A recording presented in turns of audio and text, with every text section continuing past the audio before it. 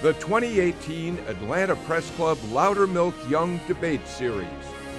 Brought to you from the studios of Georgia Public Broadcasting. This is the race for Georgia governor.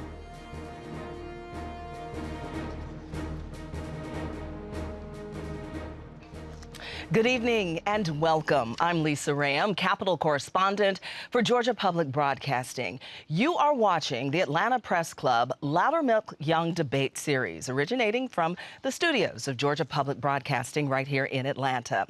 This is the debate among candidates for governor of Georgia. So let's meet the candidates right now. They are in alphabetical order. First, Stacey Abrams, a Democrat, is the first woman to lead either party in the Georgia General Assembly and the first African-American to lead Georgia's House of Representatives. Brian Kemp, a Republican, has served as Georgia's Secretary of State since 2010. And Ted Metz, a Libertarian, is retired from a career as an insurance and financial professional. Welcome to you all.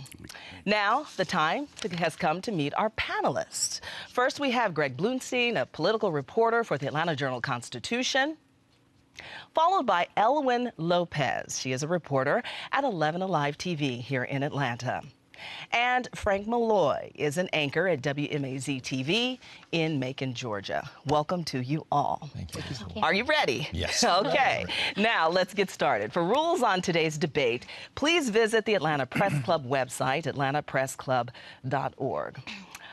Next, here we go. To start the debate, each candidate will be asked 2 questions. Frank Malloy, you get the first question to Ted Metz. All right. Mr. Metz, welcome. You propose eliminating the state income and property tax and boosting the sales tax to try and make up that revenue. How do you sell that to low-income people on fixed incomes? It's really easy because we have electronic systems where we can issue a card that would actually use as a discount on the taxation right at the checkout counter. It's simple. Ellen Lopez, you get the next question for Stacey Abrams. Ms. Abrams, you participated in a 1992 protest where you burned the state flag. Do you stand by those actions? And what message do you have to people who are concerned that you burned a state symbol even though it had a Confederate emblem? Well, first, I want to say thank you to the Atlanta Press Club for having me. And I want to say that I'm a very proud Georgian. I graduated from our public high schools. I went to Spelman College here in Atlanta. I left for graduate school and law school, but came back as soon as I could. I came back because I wanted to help build my state, make it a stronger place. And 26 years ago, as a college freshman, I, along with many other Georgians, including the governor of Georgia, were deeply disturbed by the racial divisiveness that was embedded in the state flag with that Confederate symbol. I took an action of peaceful protest. I said that that was wrong. And 10 years later, my opponent, Brian Kemp, actually voted to remove that symbol. What I'm fighting for now, though, is more of Georgia values, making sure that we expand Medicaid so everyone has access to health insurance, ensuring that all of our children get educated at strong schools that understand their needs, and making certain that we create good, prosperous jobs across the state of Georgia, all 159 counties. That's what I want to do because I'm proud of Georgia and proud to be a Georgian. Thank you. Moving on. Greg Bluestein, please ask a question of Mr. Kemp. Yes, Secretary Kemp, Ms. Abrams and her allies have repeatedly called on you to resign as the state's top elections official. You've rejected those calls. I've got a 2-part question for you. 1, do you believe you can impartially oversee the state's elections while also running for governor? And 2, your office is required by law to direct a recount. Would you recuse yourself if a recount is necessary? Well, thank you so much for having me this evening, and I appreciate that question. I took an oath of office to serve as Secretary of State, and that's exactly what I'm going to continue to do. As anyone that knows about elections in Georgia, it's our county elections officials that are actually holding the election, which is going on right now and will be on Election Day. Their local bipartisan election boards tally the votes in the election. They're certified at the local level and then hand-delivered to our office. So I'm doing the exact same thing that Democrat Kathy Cox was doing when she was running for governor. You know, if we have the instance of a recount, that's automatic by state law. If lower than 1%, that again is something that the counties do. And we got a very competent elections team to oversee that process. And I'm certain that there would be a lot of people watching that. And I have staked my integrity of my whole career on the duty that I have as Secretary of State. I've always fulfilled and followed the laws of our state, and I'll continue to do that through the tenure of my service to this great state. Thank you. Mr. Kemp, thank you for that opening remarks there. Greg Bluestein, we go back to you to ask Ted Metz a question. Yeah, Mr. Metz, you've promised to cut spending by slashing what you call obsolete, inefficient, unnecessary, and unconstitutional agencies. What specifically would you eliminate? And what do you say to Georgians who might depend on their services? Get another job. What is that noise? Unfortunately, we're experiencing an alarm here, and a fire alarm here at our GPP studios, to be exact. The timing? It couldn't be better, could it? This right now. Interesting. We are going to try and get this corrected for you as soon as possible. I suggest possibly, do we need to take a break? Because out of the fairness and the spirit of this debate, we need to hear every single word that our candidates are saying this afternoon. And we want to be fair to you, the audience, as well. This is live TV, folks. Things like this happen. We're going to take a break and try to fix this problem for you. Stay tuned. You're watching the debate series.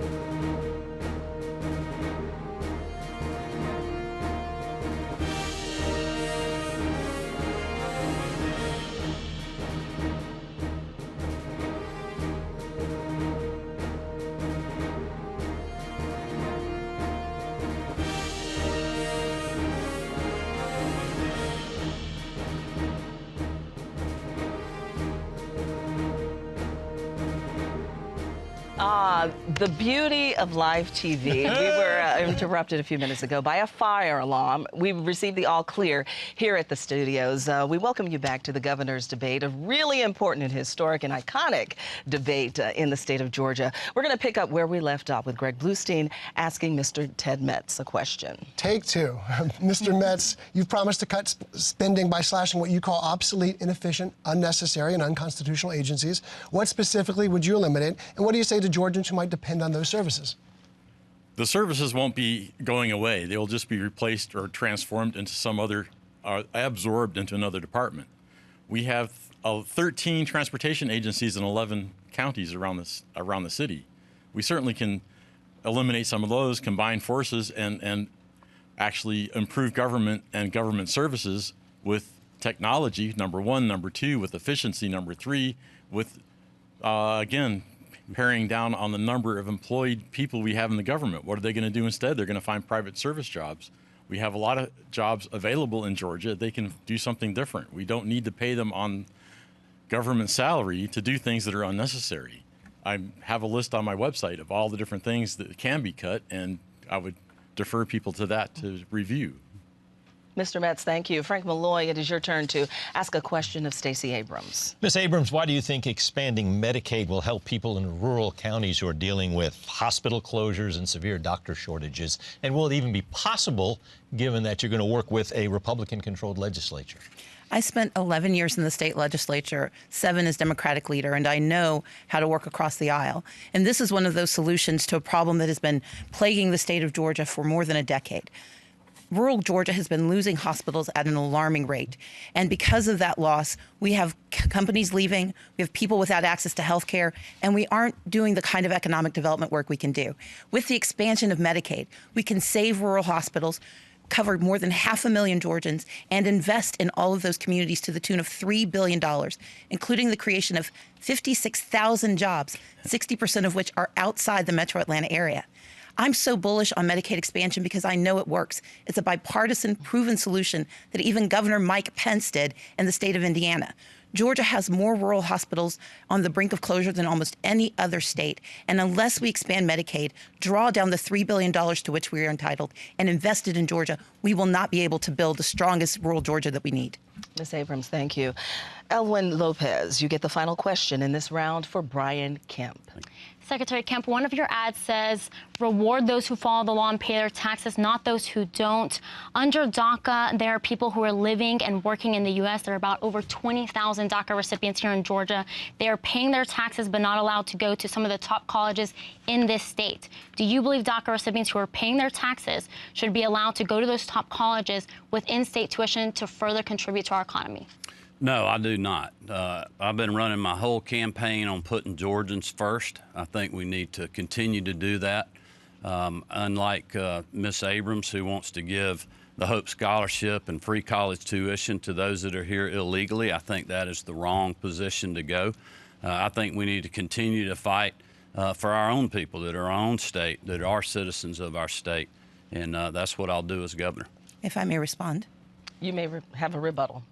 I've pushed for allowing any student who graduates from our high school to participate in the Hope Scholarship Program, because these are young people who were brought here not of their own volition. But in a state like Georgia, we have to lift up every opportunity to improve our economy, fill our nursing shortage in rural Georgia, and do the best we can for our economy. And I stand by believing that every Georgian who graduates from our high schools should be allowed to attend our colleges, and if they're eligible, receive the Hope Scholarship. And Mr. Metz, we'd like to give you an opportunity as well.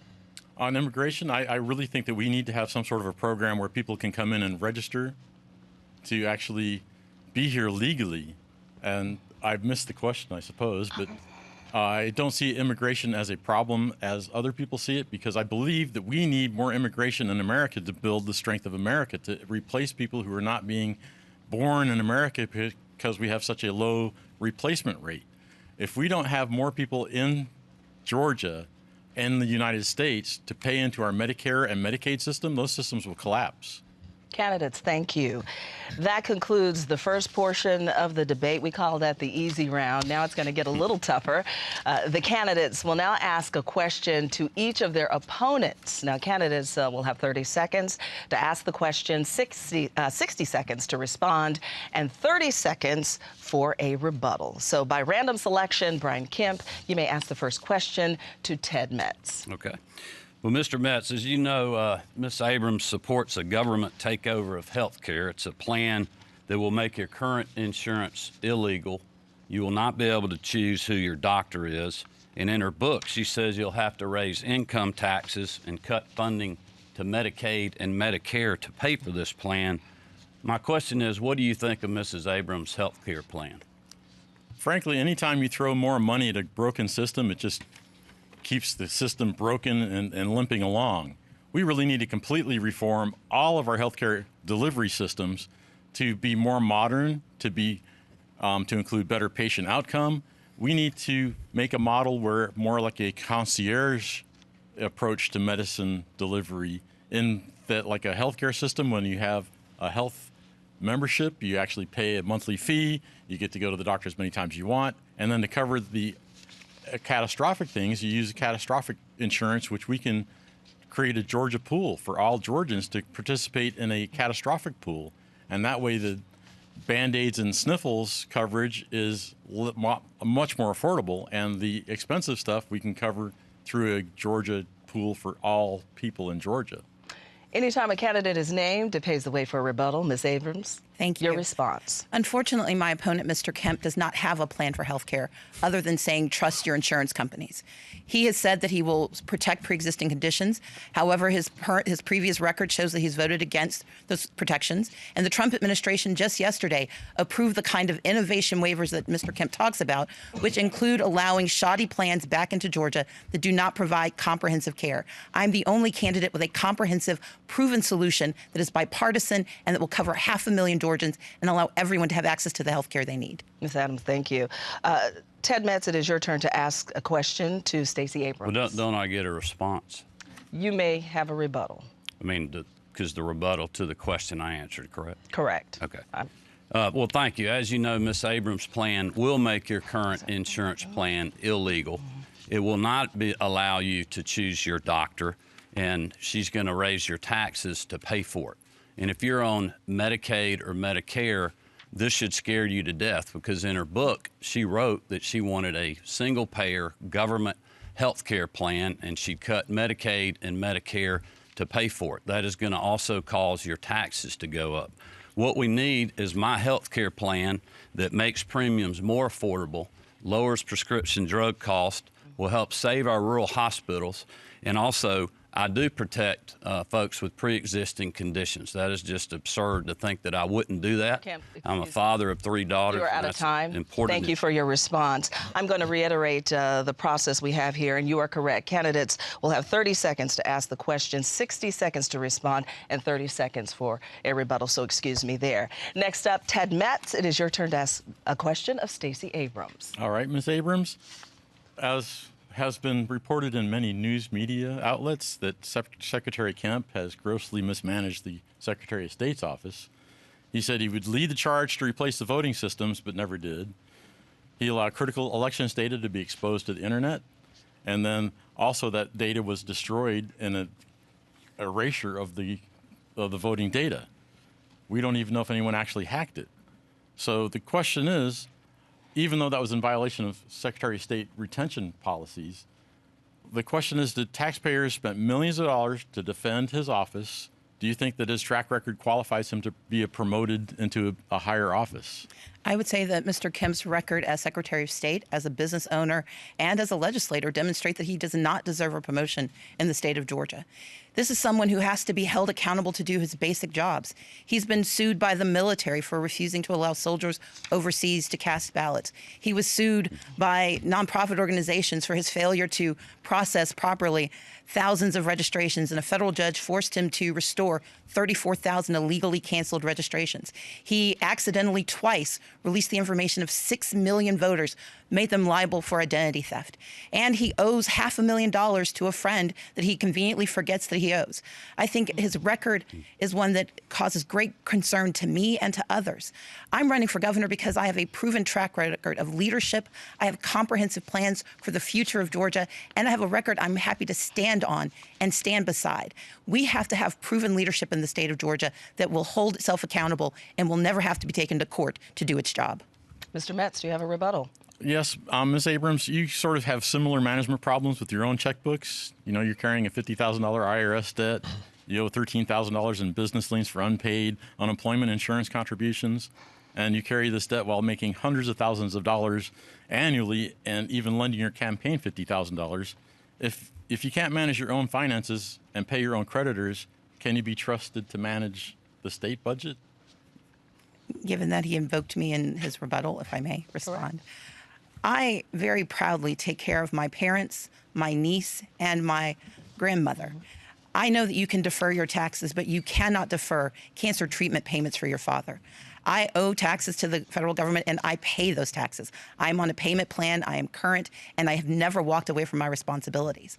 More than that, every time I have found out that there is a challenge, I've quickly responded. I've never had to be sued to do my job. And so I would say that my responsiveness is proof that I am not only a strong leader, but I have the right priorities. Georgia values that say put family first and take care of all of your obligations. I've never shirked my responsibilities, and I never will. Ms. Abrams, thank you so much. It is your turn to ask a question if you don't mind, Brian Kemp. If you don't mind, Stacey Abrams has the floor. He named me in the original question that I never got to rebut to, because he also named Mrs. Abrams. So she had a chance to respond directly to him. We will give you 20 seconds, Mr. Kemp. Well, I don't think that's correct for you to do that. You need to. Stacey Abrams has the floor right now. We are giving you 20 seconds to respond. Okay. Well, all of these things they said are not true. I would encourage Georgians to look at the record. We have more voters on the roll than when I took office. I created the process for overseas and military ballots to be delivered electronically. We have made it easier to vote and hard to cheat. And just because Ms. Abrams files a false lawsuit or the New Georgia Project, it doesn't mean it's right, and we defeated that in 2014. Mr. Kemp, you're out of time now, and you will have time to respond in your closing arguments as well. Ms. Abrams, you have the floor. You are to ask Mr. Kemp a question. Certainly. Mr. Kemp, you have placed fighting drug trafficking gangs and rural communities as one of your top priorities. We know now that more than 3,000 local law enforcement are on food stamps due to low pay in their communities. When asked about taking action as governor, you refused to take responsibility, saying that it is not a state issue, that it should be left to the counties and local government. My question is this: why is it not the governor's responsibility to ensure that law enforcement officers protecting our state are paid a living wage? Well, thank you for that question. I'm glad to respond to it. The state government has responded under Governor Deal's leadership, and I'm proud to have his support in this campaign. He has increased state patrol pay, other state law enforcement folks, including individuals in the Secretary of State's office. And that is the duty of the state, not of the county government. Unlike my opponent, who has using the same pot of money to pay everybody everything, your taxes will go up $13,000 per person to pay for that. That is irresponsible, and as governor, I wouldn't take part in that, and that is why I've got a plan to implement a spending cap so we can continue to have low taxes and have good paying jobs in our state. That is what will increase pay at the county level and for local law enforcement. Ms. Abrams, would you like to respond? Once again, my opponent, Mr. Kemp, is being misleading and using cherry-picked information. Local law enforcement does indeed hold responsibility. It's our county sheriffs that are pulling over these folks in rural counties. It's our local police officers who are on food stamps because they don't have access to what they need. And no one in the state is more outraged by drug trafficking than I am. My younger brother fights daily an addiction that is fed by these traffickers. But I will never ask law enforcement to do something without standing with them and making sure they can put food on their tables while we ask them to protect our families. Thank you, Ms. Abrams. We now go back to Mr. Kemp to ask Stacey Abrams a question. Well, Ms. Abrams, as you know, in a recent video, you called on illegals to vote for you in this election. I was actually shocked. I had to watch that video twice. It clearly shows that you were asking for undocumented and documented folks to be part of your winning strategy. So my question is, why are you encouraging people to break the law for you in this election? Mr. Kemp, you are very aware that I know the laws of Georgia when it comes to voting. In fact, I am one of the foremost experts in the state on expansion of voting rights. And I have never in my life asked for anyone who is not legally eligible to vote to be able to cast a ballot. What I've asked for is that you allow those who are legally eligible to vote to allow them to cast their ballots. And in fact, we took you to court in 2016, and a federal judge said that you illegally canceled 34,000 registrations. You use the exact same system, the exact match system that is under dispute right now. Now, I realize that in the next response, you're going to say that it's a function of my organization because your tendency is to blame everyone else for the mistakes that you make. My responsibility as a leader is to see a problem and try to solve it. When I saw that we had 800,000 unregistered people of color in the state of Georgia, I started an organization that has reached into every county and increased those registrations. When I saw that people were being unlawfully wrongfully denied the right to vote, I worked to make certain that we held you accountable. And as the next governor of Georgia, I will continue to do my job to make certain that every legally eligible vote that gets cast gets counted. Ms. Abrams, thank you. Mr. Kemp, would you like to respond? Well, thankfully, the truth here is very simple. Georgians should simply Google the clip, watch what she says. You'll know that she's talking about this election and talking about illegals voting for her in this election. They filed a lawsuit to do that, which she mentioned. But even the ICE enforcement director under the Obama administration said that she should drop out of this race because of encouraging illegals to vote in this election. That is outrageous. She knows that that is criminal. If you watch the videos yourself, you will see it firsthand. Mr. Metz, would you like to weigh in here, out of all fairness? Well, out of all fairness, I would like to say that, Stacey Abrams takes money from donors for the third sector development and the New Georgia Project to do a function that essentially anyone else could do, and the people themselves could go online to register to vote. They could get a ride to go and register to vote. But the thing is, she also uses that influence with other 501c3 organizations to actually do phone banking and voter drives, really specifically for her campaign. And that's a violation of 501c3 charters. Excuse me, I have to end your thought there. Ms. Abrams, would you like to respond? Unfortunately, my opponent, Mr. Metz, is very confused about what is at stake. My campaign, the Abrams for Georgia campaign, operates as a separate organization. I am no longer responsible for or involved in the New Georgia Project. I have never failed to meet my responsibilities as a tax attorney with a specialty in tax-exempt organization law. I have very carefully followed the law and ensured that we never cross any lines and we only work for the public good. I'm running for governor because I recognize that that public good has to happen with public and private partnerships. And I've worked hard to make certain that the nonprofit sector, the public sector, and the private sector have worked to make Georgia stronger for all. You're out of time. Would you like to end the round with a rebuttal, Mr. Kemp? Well, I think I've already rebutted the question I asked her. I don't believe. Moving on to Ted Metz, then. Further. Please ask your question of Brian Kemp. Okay, Mr. Kemp, an independent watchdog group has documented over 10 serious ethical concerns against Representative Abrams, and they filed 2 ethics complaints. These include issues such as using campaign resources to sell her books for personal profit, reimbursing herself $84,000 in campaign funds without disclosing where the money went, and inaccurate financial disclosures. Should someone of that ethical qualification really be elected as governor? Well, I certainly share your concerns on the things that you mentioned. I appreciate that question. I would say what's more concerning is Ms. Abrams being a tax attorney, is her not paying her taxes while she took the opportunity to loan her campaign $50,000 instead of doing that. I don't think I could get away with that. I don't think Mr. Metz could get away with that, and the people of Georgia couldn't get away with that. And when you're putting politics over paying the government the taxes you owe, I think that does make you unfit to be governor. And that's why even in tough times, battling through a recession and investing in a tough business deal where the company owes someone some money, my wife and I have always paid our taxes. That's what we do as Georgians, and that's the kind of governor I'll be, that will stand with integrity and the people of this state to honor the good money that they're sending us, to spend it wisely, budget conservatively, to cut taxes in the future, not raise them like Ms. Abrams. Let's give Ms. Abrams a chance to respond. Once again, my opponents are being very misleading. In 2005, Hurricane Katrina hit my family. My parents lost their church, and they lost most of their income. I stepped up and became their primary source of income. And for the last 15 years, I have taken responsibility for my parents. In 2015 and 2016, my parents faced health challenges, and my father had to have cancer treatment. You can defer tax payment. You cannot defer cancer treatment. You cannot defer responsibility for your family. I never failed to pay my bills. I pay the IRS. We have a payment plan, and that is wrong to say that I'm doing anything else. Mr. Metz, your rebuttal. Well, an independent watchdog group and reliable news sources that you can look up have documented at least 10 ethical concerns against you, Mr. Kemp.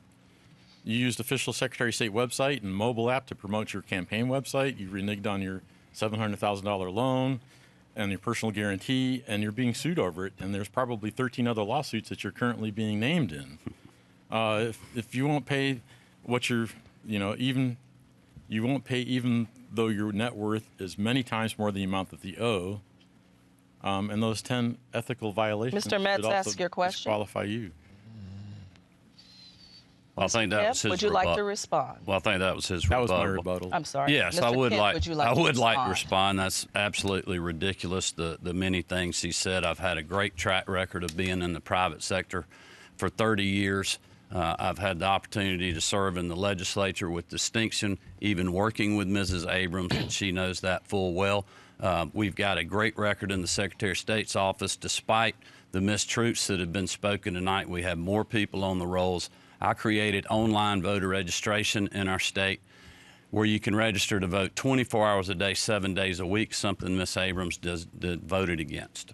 Thank you so much. Finally, Ms. Abrams, you get the final question in this round. Please address Ted Metz. Mr. Metz, do you believe it is hypocritical that Mr. Kemp borrowed borrowed $500,000 from a friend and refused to pay it back, that he actually loaned his campaign in 2006 $50,000 while he was $1 million in debt, and that he continues to guarantee loans that are twice the amount of his net worth? Do you think it's hypocritical for him to attack anyone else when he is in the same position?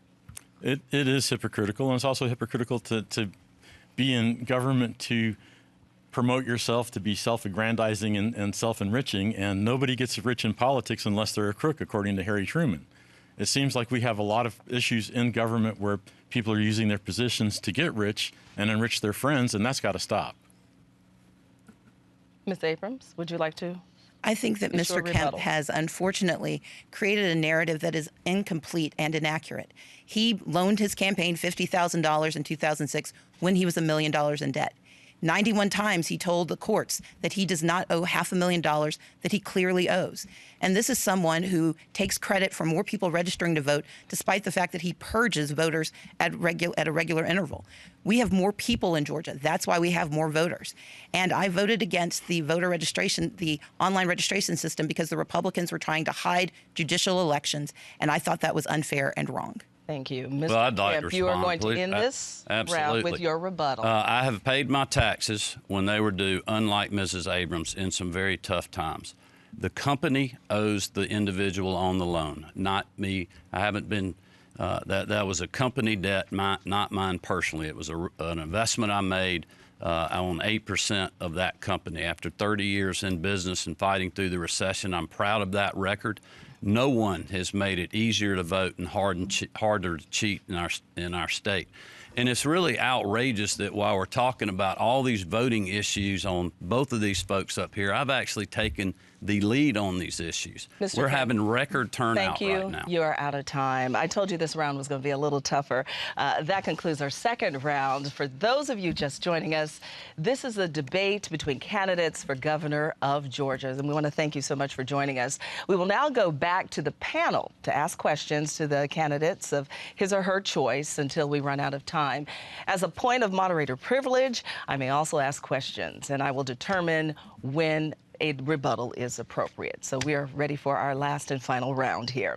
Frank Malloy, you get the first question in this round. All right, this question will be for both Ms. Abrams and Secretary Kemp. The Husqvarna plant in Telfair County in southeast Georgia recently announced it would close next year, possibly taking with it more than 1,000 jobs unless a new buyer is found. How do you go about trying to replace those types of jobs in rural counties like Telfair County and others in southeast and central Georgia? Ms. Abrams, we'll start with you. Unfortunately, there is no way to bring companies back to communities without stabilizing those communities first. It's not a question of chicken and egg. It's a question of horse and cart. And the horse is Medicaid expansion. It will create 56,000 jobs in Georgia, 60% of which are outside of the metro Atlanta area. It will provide access to health care, and it will help stabilize those economies. But beyond that, I'm the only candidate with a plan to actually invest in small businesses in South Georgia.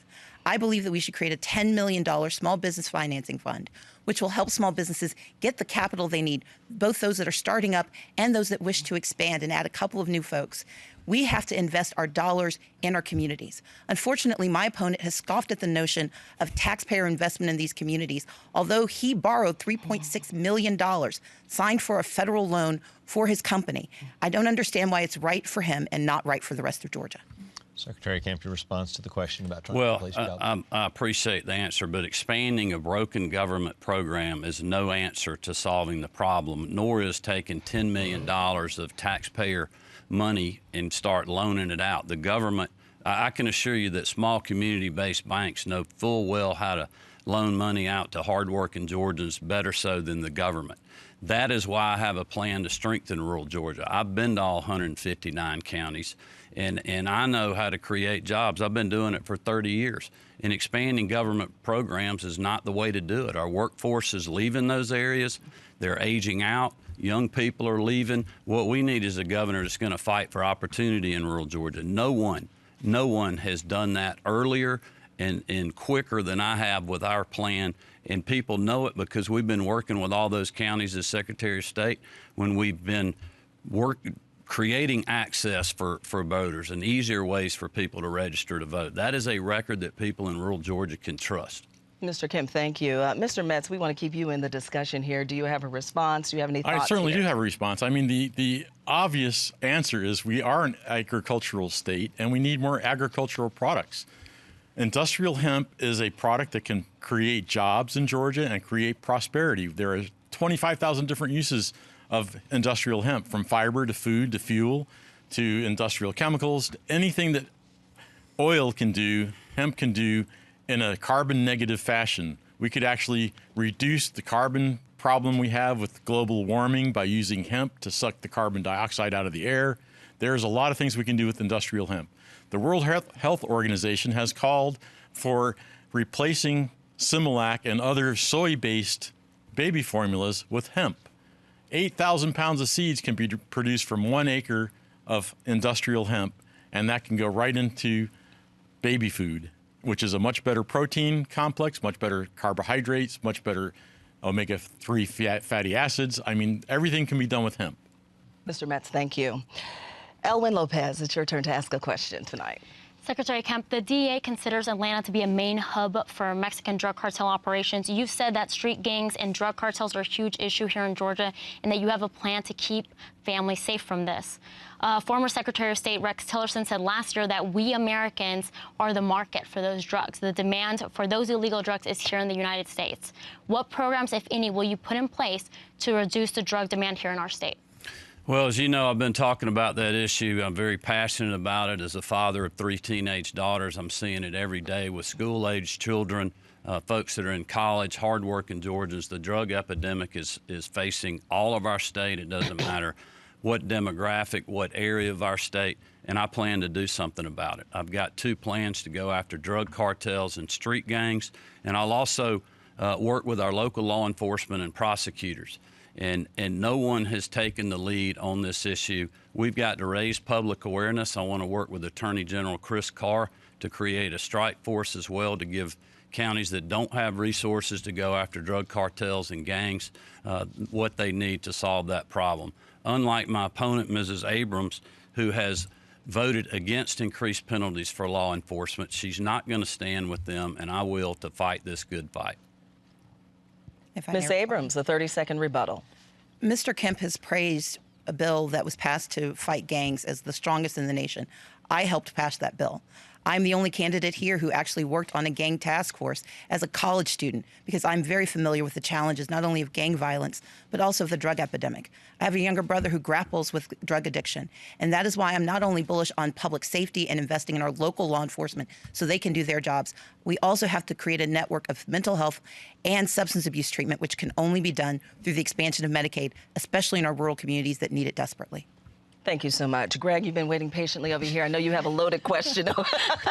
It is your turn to ask a question tonight. I'm going to ask another criminal justice related question to you, Ms. Abrams. The city of Atlanta recently eliminated the cash bond requirement for some offenders, and it's resulted in a large increase in the number of people failing to appear for their court date. You've called for a similar statewide measure. If Atlanta struggles to implement this policy, why is it a good idea for the state to implement it? I've worked for the last 8 years with Governor Nathan Deal on criminal justice reform. And in fact, in 2018, he signed legislation to help reduce cash bail because we recognize that it criminalizes being poor. I think using Atlanta as an example is a poor example because at the same time that Atlanta put this program in place, their cybersecurity was hijacked. We do not know if it's a challenge that's based on failure to appear because of lack of information, because they are not able to work their systems, or if it's directly related to the cash bail system. But I will tell you that across the country, in states that have imposed this system, they have seen return rates that are equal to those who are on that have access to cash bail, but they're also seeing that poor people aren't losing their jobs and being forced out of the economy because of crimes that they may or may not have committed. Criminal justice reform cannot stop in 2018. We must continue to fight for it. And I look forward to continuing Nathan Deal's legacy. This is one area where we have reduced cost, we have increased productivity, and we've made our streets safer. If you want to help reduce crime, let's make certain recidivism isn't part of the issue. Thank you, Ms. Abrams. The focus of tonight's debate is to tackle the issues and concerns of the people here in Georgia. Yet the issue regarding voter suppression has created this astronomical sidebar to this election. And we touched on it earlier tonight, but I think we need to delve into it a little more. And I have questions for all three of you. Mr. Kemp, you have been our Secretary of State since 2010. Can you stand here tonight and say, as overseer of our state's elections, there is no attempt on your part or your campaign's part to suppress the minority vote that would likely benefit a minority candidate who you are in a statistical dead heat according to recent polls? Absolutely not. And voters should look at the numbers and know that this is all a distraction to take away from Ms. Abrams' extreme agenda that she has for a government takeover of health care, wanting to give the Hope Scholarship to those that are here illegally, in many, many other radical positions, having to raise taxes for $13,000 per person in our state to pay for all of this. If you look at the numbers, minority participation in Georgia is up 23%. We have 1 million more people on our voter rolls today than we had when I took office. We've had record turnouts in our last presidential election, and we're having record turnouts right now. And this farce about voter suppression and people being held up from being on the rolls and being able to vote is absolutely not true. Anyone who meets the requirements that's on the pending list, all they have to do is do the same thing that you and I at home have to do. Go to your polling location, show your government ID, and you can vote. But 75% of those individuals missed the Social Security match, which is a federal problem. Ms. Abrams, would you like to respond? I would indeed. The right to vote is a right. I grew up in a family that fought for the right to vote before they were old enough to do so. My father was arrested helping people register, and so I take the right to vote very seriously. I only believe that those who have the legal eligibility to vote should cast a ballot. But I also understand that under Secretary Kemp, more people have lost the right to vote in the state of Georgia. They've been purged, they've been suppressed, and they've been scared. This is a man who had someone arrested for helping her blind father cast a ballot. He raided the offices of organizations to stop them from registering voters. That type of voter suppression feeds the narrative, because voter suppression isn't only about blocking the vote. It's also about creating an atmosphere of fear, making people worry that their votes won't count. As the next governor of Georgia, I will work with the Secretary of State to ensure that there is no question that the right to vote in Georgia is not a privilege. It is indeed a right that belongs to those who are Georgia citizens, and I will work hard to make it so. Mr. Kemp, would you like to respond? Yeah, well, that's just factually not true. 75% of the people, after you take off people that were pending, like my 17-and-a-half-year-old daughter was pending on the pending list. When she turned 18, she came off. When you take off people that had registered that had a potential double name, or when you count people like Jesus from Heaven Street that are on these lists, they are on the pending list. No one's keeping them from voting. 75% of the people are being held because of something that was pre-cleared through the Obama Justice Department because their Social Security number didn't match. If they'd have used the online system that Ms. Abrams voted against, they would not be having this issue. She is blaming me for a problem that her group created. Ms. Abrams, we'll give you a chance to respond, but we do want to get Mr. Metz involved here. You can expound on the initial question, or I have a particular question for you. You represent the Libertarian Party. You're polling far behind your two frontrunners here. Does the issue of possible voter suppression strike a nerve with you? And would you go as far as justifying the concerns of a lot of people out there that this race is being rigged? I feel as if it's much ado about nothing. The real issue here is if you look at the voter turnout for past elections, less than 60% of the voters ever actually turn out. The most recent Pew nationwide survey showed that 40% of people identified as independents, less than 30% of people identified as Republicans, and less than 30% identified as Democrats. The problem is that we don't have a third voice in government for independents to actually listen to and to vote for. So the whole thing about the voter suppression, this and that, you know, they're trying to pull us apart and vote for one of the two teams. There are more people that are more interested in hearing a third voice than voting for Team Red or Team Blue. So again, I don't think it's as large of an issue as it's being blown up to be.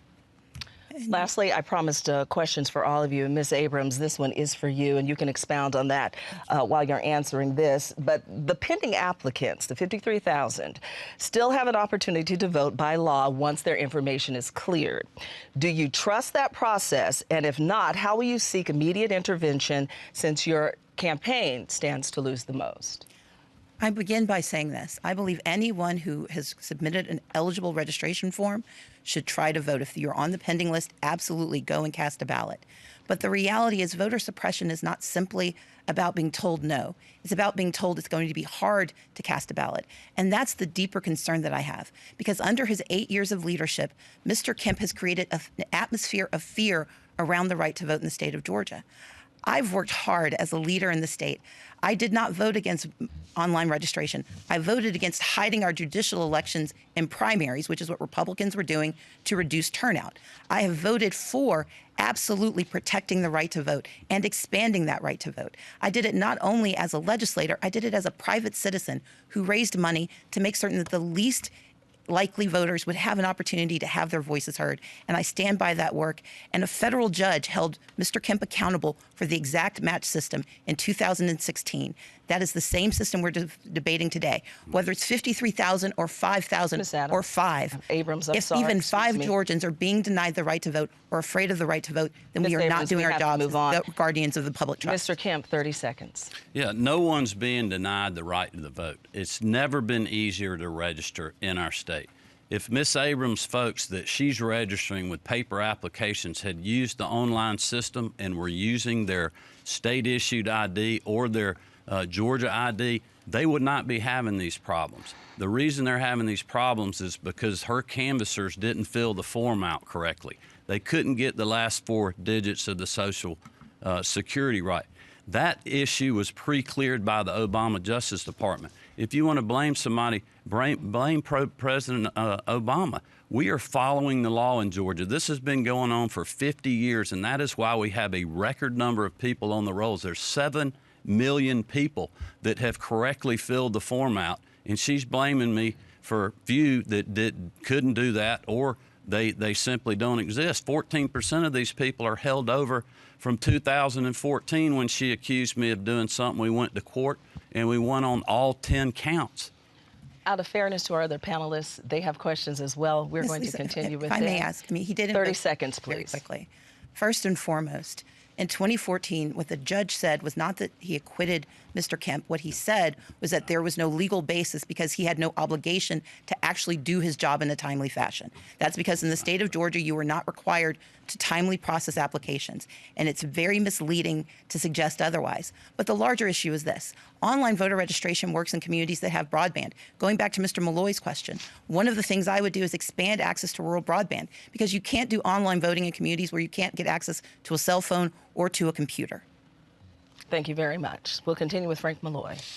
This will be for all of you. How do you convince voters in Central and South Georgia that you care about what they think and that the what's best for the Atlanta metro area is best for Georgia philosophy won't hold true under your leadership? Mr. Metz, we'll start with you. Well, we're going to start again with industrial hemp, allowing farmers to grow a crop that can give them a cash crop that actually is something that's important, that can save the environment, that can save the soil, et cetera, is the first step to prove to the farmers in rural Georgia that we care about them. The other thing is we can do all sorts of things with table, farm to table distribution systems. We got 7 counties in Georgia that don't even have a grocery store. You know, the thing is, we need to be encouraging our agriculture and getting them to actually grow food rather than just the big cash crops, the monocultures that they're doing, which is destroying the cropland. Another thing that we can do for rural Georgia is actually do a rural broadband based on long-range Wi-Fi. It's cheap, it's simple, it can be co-located with the cell phone towers. We can also allow nurses and practitioners to write prescriptions, and we can also use telemedicine to make rural Georgians get better health care. And that's about all I have to say for that. Thank you, and you were right on time. We appreciate that very much. Elwin Lopez, you get the next question. Ms. Abrams, 75% of Georgia voters favor expanding Medicaid. That's according to an AJC poll from January. You said that you want to expand the program on day one. How likely is that with a Republican state legislature? And how would you be able to achieve that on day one or even during your first year in office? So what I've said is that my day one priority is expansion of Medicaid. I've been through 11 legislative sessions. I know it takes a little bit longer than one day. But I will say this, having worked across the aisle, having worked with Democrats and Republicans, I know that we all care about Georgia families. It's one of our core values. And I know that we do not want to see more rural hospitals close. Unfortunately, there is only one solution in the state of Georgia. And despite the misleading information from my opponent, I am not promoting anything other than a program that has been proven to be bipartisan. Governor Mike Pence expanded Medicaid. We know that it works. We know that it is a bipartisan solution that will help cover 500,000 Georgians, will create 56,000 jobs, will cost us approximately $250 million, will draw down $3 billion, and will help stabilize the rural economies. There is no other solution. Now, my opponent is going to say something about innovation waivers, but the reality is that those innovation waivers are shoddy plans that have been dismissed by most states and will allow pre-existing conditions to once again not be covered in the state of Georgia. Thank you so much. Greg, you have the next question. Secretary Kemp, this is kind of a follow-up. Your $600 million teacher pay raise proposal would account for more than 2/3 of the state's typical revenue growth. So where do you cut or raise new revenue to make that a reality? Well, I'm really proud of my education plan, giving teachers a pay raise, investing in public education, a robust school safety plan. I can assure you that us providing a school counselor in every high school to deal with behavioral health issues, giving one-time grants of $30,000 to our local schools, every public school in the state, to secure our schools and keep our children safe. Nothing is more important than that to me than that, being a father of 3 teenage daughters. But look, we have all this accounted for. Unlike my opponent, who wants to take the same bucket of money that's out there through revenue and growth and give it to several different pots, we're only offering it to what we can afford. That's why I have a spending cap proposal so that we can lower taxes next year, also pay for our school teacher pay raise plan and our school safety plan, and we've accumulated and accounted for that in the budget through natural growth that we've had in this great economy. In an effort to quickly tackle some of the other important issues to Georgia, I'd like to give the other two candidates 20 seconds to respond to the issue of education. What's important to each of you in terms of reforming education for our state? Mr. Metz, we'll begin with you. Well, to begin with, we have an overload of administrators. We got about 10,000 administrators, 110,000 teachers, and 1.7 million students. We can reduce the number of administrators and then actually take the teachers to start teaching to the student rather than teaching to a test. Thank you so much. Ms. Abrams, 20 seconds on your education plan. I would invest in early childhood education, expanding access, especially in our rural communities. I would make certain that we fully fund our K-12 formula, including wraparound services so that children don't come to school hungry or in need of mental health. And I would make certain that our teachers not only get a pay raise, but that we actually protect their retirement. I intend not to be an education governor, but the public education governor. And we can pay for this in part by repealing the private vouchers that are currently draining $100 million from our budget. Thank you so much. With 2 minutes left in this debate, quickly give me your views, 20 seconds each of you, on criminal justice reform. Mr. Metz. I think my day one of being the governor would be to issue a proclamation to stop police and law enforcement from arresting people for possession of small amounts of cannabis for the personal consumption. That would unclog the court system. It would reduce the fear in the youth that would cause them to shoot a police officer for fear of being arrested. Furthermore, we also need to go through and teach our jurors how to be a good juror by acquitting people of a crime that has no victim. We can unclog the court system, and that's a great best thing I can do. Thank you, Mr. Metz. Mr. Kemp, 20 seconds, please. I certainly support the good work of Governor Deal and the legislature on criminal justice reform. I think in the future, though, our next step is to have robust public safety reform, which includes my two plans to stop and dismantle gangs and to go after drug cartels. There is not a more important issue to myself or my wife, Marty, and the father of 3 teenage daughters than to keep our families safe, and that is exactly what I will do as your governor. Thank you so much, Mr. Kemp. Ms. Abrams, 20 seconds, please. We have done great work under Governor Nathan Deal on criminal justice reform, but we're not done yet. We need to decriminalize being poor in the state of Georgia. That means decriminalizing certain traffic offenses. We need to make certain that we lower the age at which a juvenile can be treated, raise an age at which a juvenile can be treated as an adult. But we also have to do the work of transition. Those who are coming out of our prisons and going back into our communities need the supports of housing and access to jobs. And we have to have stronger public safety and community safety. That's why I want to make certain that our local law enforcement, those county sheriffs, have access to the funding that they need to take care of their families. In fairness, I have to interrupt. One final question tonight from Mr. Bloomstein. And this is a yes-no question because we're short on time. Governor Deal just today announced a special session after the election designed to provide more hurricane relief, but lawmakers will also get the chance to make permanent a jet fuel tax break for Delta and other air carriers. Yes or no, would you support that tax break? Mr. Metz, you first. Sorry. No. Mr. Kemp? Yes. Yes. Now, time come for closing statements from each of our candidates. Stacey Abrams, you get the first closing statement this evening. Well, I want to thank Georgians for tuning in and listening to this conversation. There's a lot of disagreement about who we are, but there is no disagreement in my mind about where we need to go. This is a state that needs to move forward, that needs to recognize that we all deserve to live in a place where everyone has the freedom and the opportunity to thrive. I'm the only candidate not only with a strong record of bipartisan leadership, but with clear, comprehensive, specific plans about what we do next. Educating our children from cradle to career, investing in our small businesses, especially those that can't access bank loans, making sure that we are creating new jobs through advanced energy, that we're strengthening our agricultural sector and our hospitality sector, but that we're bringing new jobs, that we are supporting our local law enforcement by making sure that those who are protecting us with their lives can put food on their tables. And we have to expand Medicaid. That's creating 500,000 new jobs. That's putting money into communities. I've learned the values of family, faith, service, and responsibility from my parents, and those are the values I will take when I lead Georgia, and I humbly ask for your vote. Ms. Abrams, thank you so much. Ted Metz, please give us your closing statement. Thank you. I am here before you to ask for your vote. This is going to be a runoff anyway. If you're tired of the two-party system and the two-party tyranny of the oligarchs running the planet, then a vote for me is a protest vote to show them that you're sick and tired of the same old stuff. Basically, being a libertarian is leave me alone, don't tell me what to do, and don't steal my stuff. I'm running to end corruption, also to hold government accountable, and to lower taxes.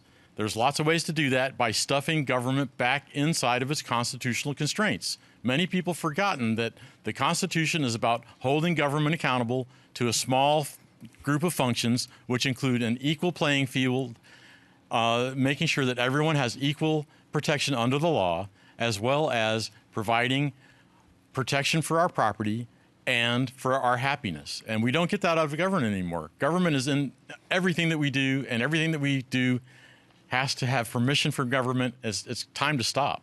Mr. Metz, thank you. Brian Kemp, it is your turn. This election is a fight for our future. My opponent has run the most dishonest campaign Georgians have ever seen, and here's why.